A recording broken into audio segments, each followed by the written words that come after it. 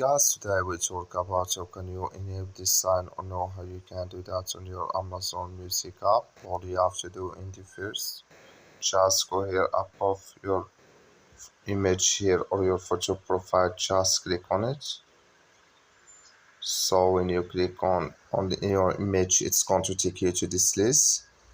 Click on settings here. So then it's going to show for you like this here, just scrolling down here. So you scrolling down here until you will find here with integration here, clicking this sign like so, then it's going to enable with you here on your Amazon Music app when you just click on it here.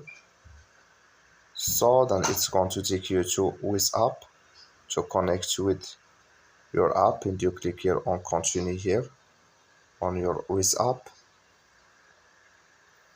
So then automatically when you click on turn on here, it's going to enable with you.